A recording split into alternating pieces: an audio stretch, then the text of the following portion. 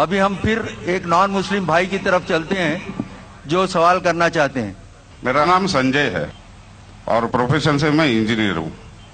میرا سوال ایک ہے، یہ اپنا ہندوستان میں جو ہے پہلے ہندوازم آیا، بعد میں بدھزم آیا، بعد میں جینزم آیا اور لاسٹ میں جا کے سکھزم آیا. یہ سب میں کبھی بھی ایسا جھگڑا لفڑا بپڑا کچھ بھی نہیں ہوا.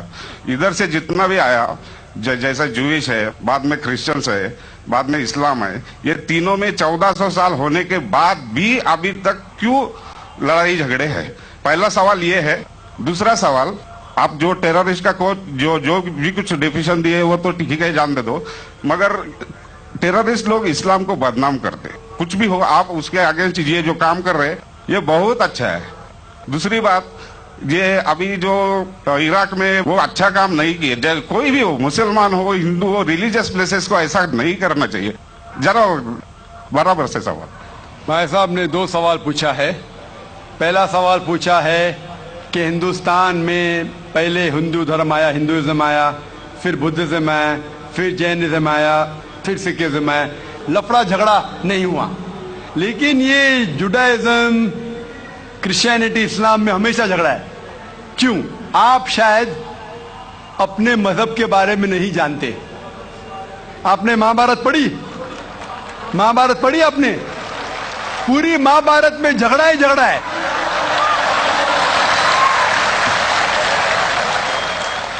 باقی مذہب کے نہیں، اپنے آپس میں. اگر آپ پڑھتے مہابھارت، جو ایک اسمرتی ہے جو میں پڑھ چکا ہوں، اس کے اندر کزنز، رشتے داروں کے بیچ پانڈو 5 اور کورو 100 جھگڑا ہوتا ہے. مہابھارت میں جھگڑے کے بارے میں جتنے ورسز ہے قرآن مجید سے کئی گنا زیادہ. اگر گنیں گے ہم قرآن مجید گنیں گے کتنے ورسز ہے، مہابھارت میں کئی زیادہ ہے. اور جب آپ بھگوت گیتا پڑھتے ہیں، بھگوت گیتا مہابھارت کا ایک حصہ ہے. 18 چیپٹرز ہے. بھیشم پرو کے چیپٹر نمبر 25 to 42 کو کہتے ہیں بھگوت گیتا. اور بھگوت گیتا سب سے زیادہ پڑھی جانے والی کتاب ہے ہندو مذہب میں. اور یہاں یہ بھگوت گیتا شری کرشن رائے دے رہے، صلاح دے رہے، سجیشن دے رہے، ایڈوائس دے رہے ارجن کو. جب آپ پڑھتے Bhagavad Gita chapter number 1 verse number 45-46، Arjun جنگ کے میدان میں اپنے ہتھیار کو زمین پہ رکھتا ہے اور کہتا ہے شری کرشن سے، میں جنگ کے میدان میں نہتا مرنا پسند کروں گا بنسبت اپنے رشتہ داروں سے لڑوں. یہ کہتا ہے، آپ نے پڑھی ہوگی. اس کے فوراً بعد چیپٹر نمبر 2 ورس نمبر 2 اور 3 میں شری کرشن کہتے ہیں ارجن سے، ارجن تم اتنے بزدل کب سے بن گئے؟ تم نپنسک کب سے بن گئے؟ How have these impurities come in your heart? How have you become impotent? وہ کہتے ہیں کہ شتریہ کا دھرم ہے لڑنا. پھر ورس نمبر 31, 32, 33 میں کہتے ہیں وہ شتریہ خوش نصیب ہے جسے لڑنے کا موقع ملتا ہے. اگر آپ لڑیں گے تو آپ سورگ میں جائیں گے، لڑیں گے نہیں تو سورگ میں نہیں جائیں گے. کون کہتا ہے؟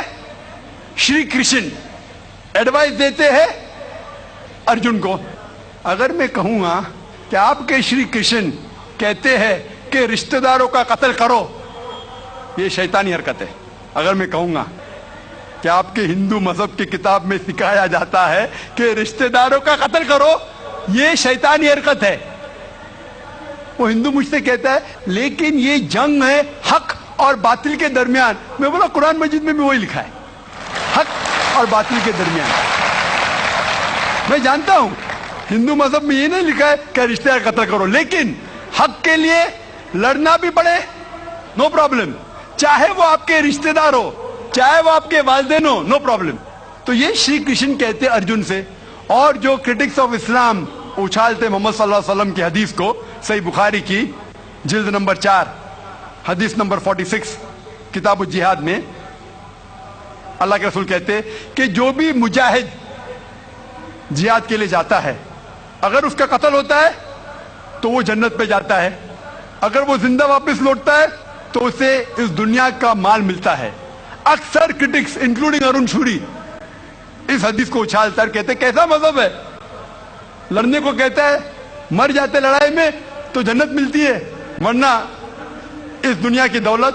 اگر آپ بھگوت گیتا پڑھیں گے چیپٹر نمبر 2 ورس نمبر 37 اس میں شری کرشن کہتے ہیں ارجن سے، ارجن اٹھو اور لڑو، اگر آپ مر جائیں گے، قتل ہو جائیں گا، آپ جائیں گے سورگ میں، اگر زندہ واپس لوٹیں گے تو دنیا کی دولت ملیں گی. ہو بہو جو صحیح بخاری میں محمد صلی اللہ علیہ وسلم نے کہا وہی کہتے شری کرشن ارجن سے.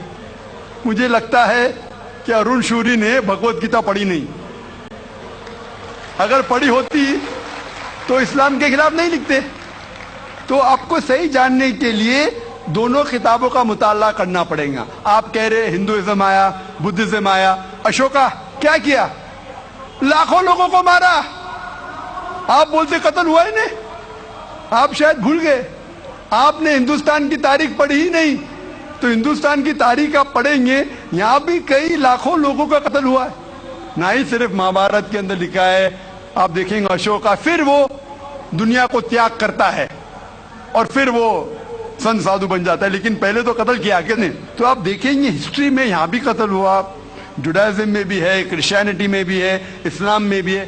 جہاں بھی آپ دیکھتے کچھ جگہ جو جھگڑا ہوا، لڑائی ہوئی، وہ حق اور باطل کے درمیان، صحیح ہے. اور کئی جگہ آپ دیکھیں گے معصوم لوگوں کا قتل کیا گیا. آپ جانتے ہیں in the history of the world in the name of religion, مذہب کے نام پہ جو سب سے زیادہ قتل کیے وہ کروسیڈرز نے، عیسائیت کے نام پہ لاکھوں لوگوں کو قتل کیا عیسائیت کے نام پہ. اگر آپ دیکھیں گے ایک شخص جس نے سب سے زیادہ قتل کیا دنیا میں، کون ہے؟ سب سے زیادہ قتل کس نے کیا دنیا میں؟ ہٹلر. ہٹلر جوز کا قتل کیا، 6 ملین، کتنے؟ 60 لاکھ لوگوں کا قتل کیا. میں یہ نہیں کہہ سکتا ہوں کہ عیسائیت غلط ہے. اگر ہٹلر نے 60 لاکھ یہودی کا قتل کیا، میں یہ نہیں کہہ سکتا ہوں کہ عیسائیت اور بائبل یہ سکھلاتی ہے.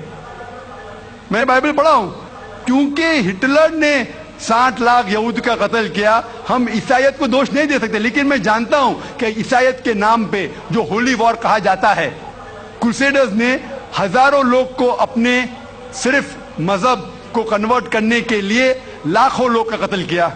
تو آپ دیکھیں گے کئی تاریخ ہے، ہندوستان میں ہے، ہندوستان کے باہر بھی ہے، ہندوازم میں بھی ہے، بدھزم میں بھی ہے، آپ دیکھیں گے کرسچینٹی میں بھی ہے، اسلام میں بھی ہے. لیکن جب ٹکراؤ ہوتا ہے حق اور باطل کا، تو حق کے لیے باطل کے خلاف ہمیں لڑنا ضروری ہے.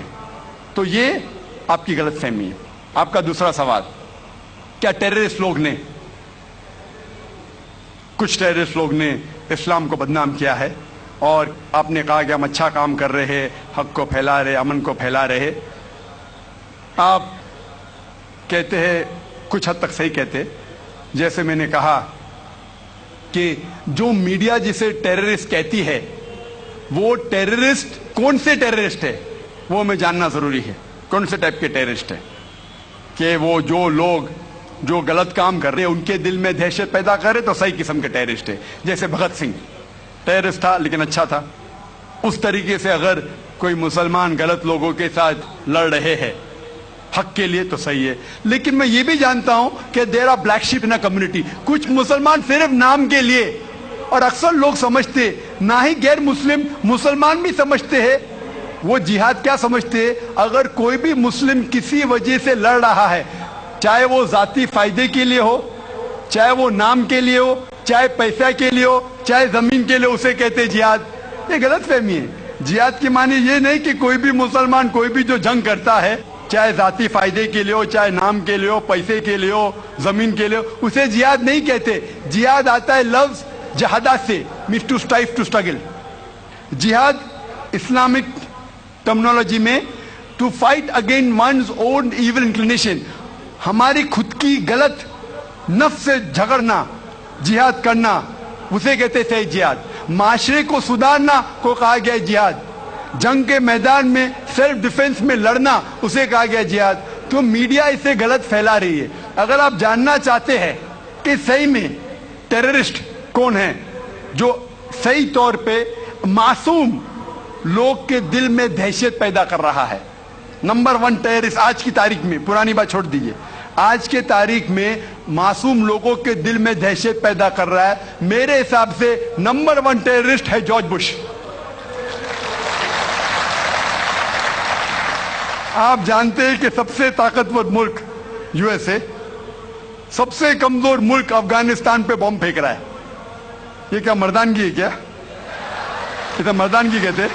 बॉम्ब फेंक रहा है ऊपर से, और हम देखते हैं किसके लिए इल्जाम लगाते बिन लादेन पे। मैं बिन लादेन का दोस्त नहीं हूं, मैं ये नहीं कहता हूं बिन लादेन अच्छा है कि बुरा है। ओसामा बिन लादेन को मैं मिला नहीं हूं, मैं जानता भी नहीं हूं, तो ये मैं नहीं कहता हूं कि ओसामा बिन लादेन टेररिस्ट है क्या नहीं। लेकिन अगर मान भी लो, जितने प्रूफ है सब गलत है। अफगानिस्तान बोलती है यूएसए से आप हमको प्रूफ दो, वो प्रूफ देते मुशर्रफ को, टोनी ब्लेयर को। प्रूफ मांग रहे अफगान लोग, दे रहे मुशर्रफ को, टोनी ब्लेयर को। ये किधर का इंसाफ है? क्योंकि उनके पास प्रूफ है ही नहीं। अगर मान भी लो बहस के तौर पे, फॉर सेक ऑफ आर्ग्यूमेंट, अगर एक शख्स ने ऐसा गलत काम किया, आप एक शख्स के लिए क्या सारे देश के ऊपर बम डाल सकते? 1000 लोग का कत्ल कर रहे, क्या हक है उनको? फिर जाते इराक के पास 1000 लोग को मारते। मैं ये नहीं कहता सद्दाम हुसैन अच्छा इंसान है, मैं ये नहीं कहता हूं, मैं जानता हूं काफी गलतियां की, लेकिन जो इराकी लोग सद्दाम हुसैन के टाइम पे जो उनको तकलीफ हो रही थी, अभी उससे कई ज्यादा हो रही है, कई ज्यादा। कौन कर रहा है? George Bush. ये तो मैंने 5 साल पहले कहा था ऑस्ट्रेलिया में, जब मुझे अमेरिकन कॉन्सुलेट ने पूछा था सवाल कि do you consider Osama bin Laden terrorist, तो मैंने उस वक्त कहा था, चंद महीने बाद, 2-3 महीने बाद, 11 सितंबर के बाद, I consider number 1 terrorist to be George Bush, और हेडलाइंस में आया था।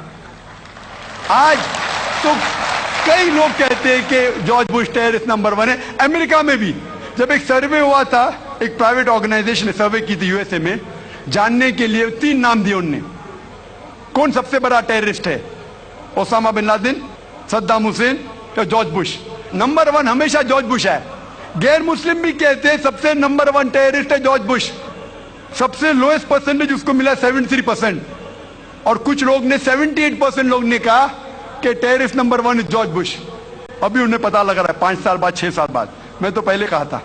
तो आप मुझसे पूछेंगे कि ये मीडिया ऐसे लोग को लेके उछाल रही है और मीडिया बदनाम कर रही, जो हालात हो रही है, कोई भी मजहबी, चाहे टेंपल हो, चाहे चर्च हो, चाहे मस्जिद हो, कुरान में लिखा है उसको डिस्ट्रॉय नहीं करना चाहिए। कोई भी, कुरान की आयत है, do not destroy temples, churches, places of worship, गलत है, तो कुरान में भी लिखा है। तो कोई भी शख्स ये करता है, टेंपल या मस्जिद या मोनेस्ट्रीज या सिनेगॉग्स को तोड़ता है, तो ये इंसानियत के खिलाफ है और कुरान मजीद के खिलाफ भी है। Hope that answers the question.